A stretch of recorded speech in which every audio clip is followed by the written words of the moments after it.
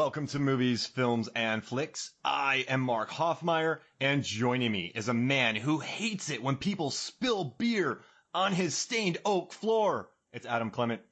Hello. Now, when you have friends over, and you guys are drinking Red Bulls, you're playing beer pong, and you only have, 12 cups? No, 14 cups, 6 for the thing, 2 to dunk the water ball, the ping pong ball in, you guys don't really wash your cups. When you're playing, you have a piece of plywood in your apartment, and you just have beer falling over your stained oak floors. How do you feel? Are we suggesting this to be hypothetical? Because I got to tell you, Mark, I was not a big beer pong person in college. But if it happened, no, we're saying you have a stained oak floor and you hate it when people spill on it. Right. Well, I guess I don't know. This makes me feel self-conscious because I understand the reference that you're alluding to, and I am not that person. That's not who I am as a man. I'm a good person.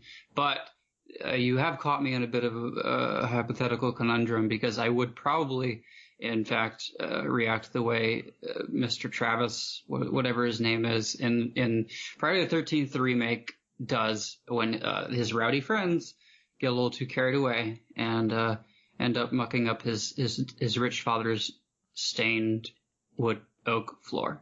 Now, as a homeowner who's had to replace his floor twice because of water damage, I know how much of a pain it is to deal with flooring.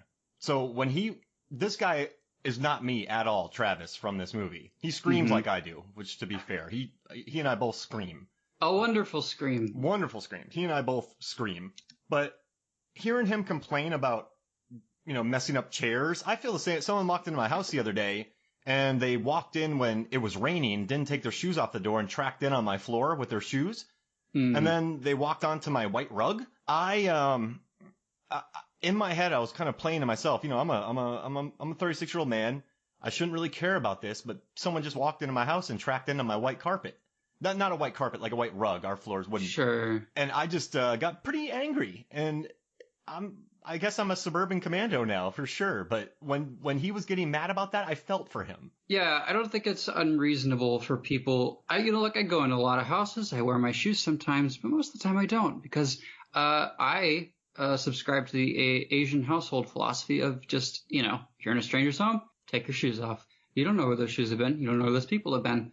So it's just something I have made a habit to do. Yeah. When I came back from Korea, I had a hard time walking into places with shoes because, you go into a restaurant sometimes, you kind of kick off your shoes and you sit around.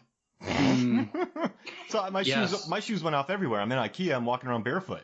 Oh, did they escort you out? Yeah, but I'm Swedish, so they let me back in. Oh, that's right. You do look exceedingly Swedish. Yeah, they made me eat 2 full bars of chocolate while they watched. And then I drank some lingonberry, and that was my punishment, and I left. Yes. Yeah, but it was worth it all in all. If you ever want to eat chocolate and drink lingonberry, do that in IKEA. I can recommend that to you.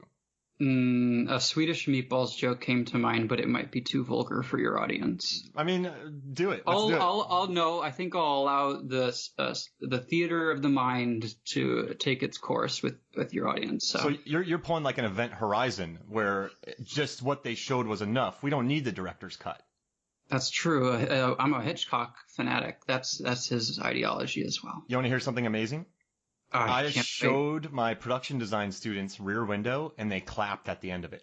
I hope it was because they enjoyed it and not because it was over. They loved it. So I spent about a half hour lecturing about the building of the sets and how it was built, and I showed behind-the-scenes pictures because I've been on those sets, and I talked to them all about the building of it and what they did and the working apartments. And then we watched it, and they were just obsessed with the thing. It made me so happy. But then I went and I showed them Jason X because the production design is just as impressive. I was going to say, and then you showed them Disturbia, starring Shia LaBeouf. Disturbia! Now, that does have some similarities. It's interesting you brought that up, because in the remake of Friday the 13th, there is a character named Chewie, and he's played by Aaron Yu, who is in Disturbia. Oh my gosh, we've just made Contact or something, because I was going to suggest, upon looking him up as well, I like him as an actor, by the way. He's very fun, brings good some presence. love, but He's also killed by Freddy in the remake of Nightmare on Elm Street. He's actually uncredited, but there's a scene where Rooney Mara's character is watching some poor soul who's got insomnia, and he's like vlogging or something, and you see him like lose his shit on camera and bash his brain into the webcam, which I'm not quite sure how that was uploaded, because it might have been a recording. Anyways, we're getting ahead of ourselves. His head fell on it afterwards, hit enter, like the rat in Endgame. Yes, that's exactly why. But it is interesting because I was just like, man, he hasn't been killed by Michael Myers. Maybe that's something to look forward to. But he has been killed by Jason and Freddy. Well, if Platinum Dunes does it, he'll probably get in. They must have him on some sort of some contract for Platinum Dunes movies. So now as you probably realize, according to the title of this podcast and what we said, we're going to be talking about Jason X, the 2001 film, and then the 2008 Friday the 13th remake. So I did something, Adam, and I want to hear your thoughts. Oh, 2009, I'm sorry. 2009. And I want to hear your thoughts. I ranked the characters in Friday the 13th, the remake, according to likable to not likable. And like just personality and who rings out to me. So I'm going to start last and work my way to best, and I want to get your thoughts on this, okay? So we're doing least likable? Yeah, least, like bland, likable, favorite to worst. That kind of likability index. Got it. Yeah, all right, and this is all improv. Like, this is not improv. This is all opinion. So feel free to disagree with me. It's fine. There's no right. I will. There's no right or wrong answer. And I know in 2004, during the talks about climate change, several countries walked out because of their rankings. Oh, no, 2014 rankings for this movie. So I don't want this to get heated between us, okay? I have no ego. So if you want to disagree with me, okay? I'll keep this diplomatic. Yeah, good. Thank you. So for number 14, I'm going to go with Clay Miller, and that is played by Jared Padalecki, who is always good in Supernatural. The guy has personality. I have seen him with personality. He has hair. Yeah, listen, but see, he wears the hair. The hair doesn't wear him.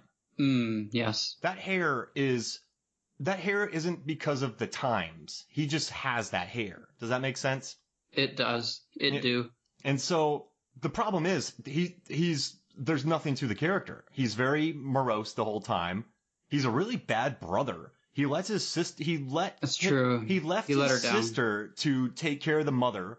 She has no life. She has a really bad boyfriend, and he's just bland.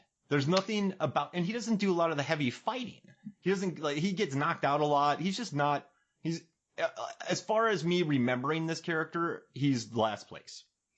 Yeah, and I don't know how much of that is by virtue of being a leading quote-unquote man in a Friday the 13th movie, because let's be real, the genre and the subgenre of slashers really does cater to and or align its focus with final girls, right? It's not necessarily something where Jason's running around and, trying to kill fully capable, strapping young men, right? It's just not the same kind of movie anymore. So, he serves his purpose as support, but it's a little bland. The next one is Mike, the boyfriend of Clay's sister Whitney. And Mike, he's like, hey, let's go into cabins. The guy in the beginning. Okay. Yeah, in the very beginning, he's the boy. So you meet him in the beginning. He's the boyfriend who... He's a fuckboy. Yeah, he just wants to get it on with his girlfriend, who has a lot more responsibilities and is a lot more grown up than he is. And he's like, let's go away for the weekend. Let's barf in the woods. Like, why? Oh, yeah. This guy is classic pre-Tinder fuckboy material. You have a girlfriend who is mature for her age, seems pretty chill, and you dragged her out with a bunch of ne'er-do-wells, and then you convince her to steal a locket, which saves her life. But the whole, I don't know, then he gets stabbed, he gets dragged or anything and murdered, but... Ne'er-do-wells, are you over the age of 60? I didn't know this. Yes, and I did find a Werther's original in my cardigan pocket. Truth. Ooh. Yeah, truth. And I was That's mine later. I was very pleased with myself, and I also bought a package of the toffees of were the originals, but You I can don't, keep that one. yeah, I don't like what they stick to my, I don't understand toffee. I don't get All why you right. want stuff that sticks to your teeth. So, okay, back to like fuckboy dude. I don't even remember his name. You're gonna have the names, and I'm not gonna know who the hell's who. But this guy did have a pretty sick death. That I enjoyed. Yeah. And no, before we get into this, guys, Adam also joined me on the Friday the 13th, Jason Goes to Hell, and Friday the 13th, the final chapter. And you are a major Friday the 13th fan. So these are probably your least two favorite movies, maybe? Oh, that's hard. That's really tough because, like, I feel like with any franchise that goes this long, they all have weaknesses for different reasons. Mm-hmm.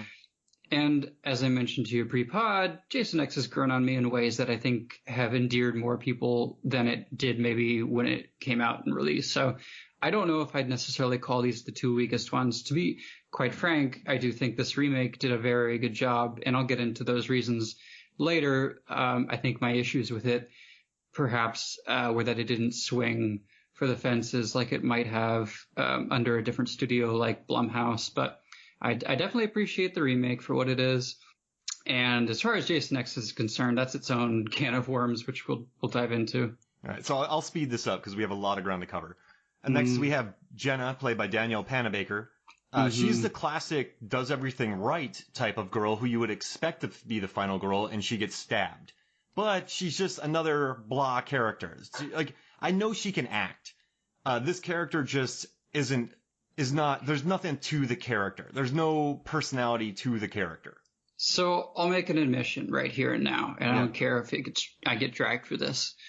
I honestly thought Danielle Panabaker and Amanda Righetti are so similar in not just, I guess, looks or type of look, but in persona, right? You've got very mature, good girl types. They're brunettes. They're attractive. Oh. Like, one's the sister. One is kind of the love interest. And I'm just, at this point, I'm like, it doesn't matter. They might as well be the same character. Like, I understand, one is basically serving as the plot driver, right? That Clay is looking for his sister, and then he happens to meet this other girl, and she just kind of sort of looks like the sister and kind of sort of acts like her, maybe. I don't know. Maybe I'm being unfair. But at this point, I was just like, I don't give a fuck. I don't care what the differences may be. They just don't seem to be that apparent to me. Yeah, gets lost in there. My next one is Nolan, played by Ryan Hansen, who catches an arrow in the head. And the only reason his character exists is to kind of be a brat, and then to show that Jason has archery skills. That's it. Yeah, I actually really enjoy that kill too. I think that one has a good sense of humor, and I'm somewhat partial to it because I think the actor is quite good on Party Down. Oh yeah, and Veronica Mars.